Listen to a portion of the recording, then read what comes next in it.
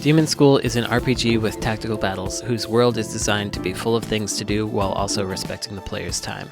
This is a video about how we tried to achieve that. We designed this game with busy people in mind, but it's challenging to make a game feel full without being overwhelming. Longer RPGs can be daunting, so we wanted to make sure people felt they could play through this game in reasonable sprints. Part of that is down to our battle system, which is very quick. Most battles are just a few minutes long. But for the game as a whole, we decided very early on to break progression into reasonable chunks. Demonschool takes place across a series of weeks, which you could consider chapters in other games. There are 5 days in each week.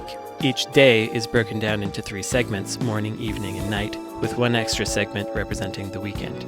Each of these segments contains a chunk of the main story, each of which lasts probably around 5 minutes. These main story segments move time forward after completion.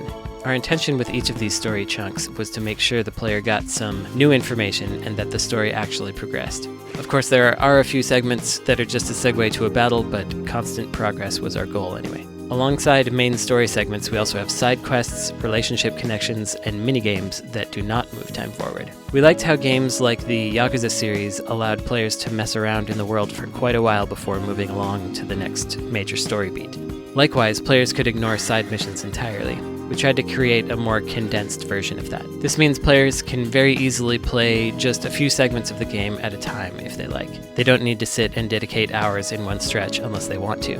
For the player that does want to experience everything, NPCs have something new to say every week for every time period, and often something new again if something big happens in the world. We also have a bunch of little interactables like throwing a coin in a fountain, digging in a junk pile, maintaining a shrine, or fishing, so players can almost get into a daily routine if they like.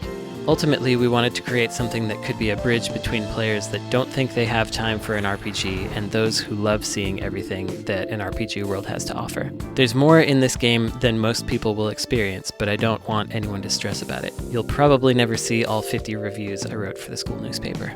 Thanks for watching. I've been Necrosoft Games Creative Director Brandon Sheffield.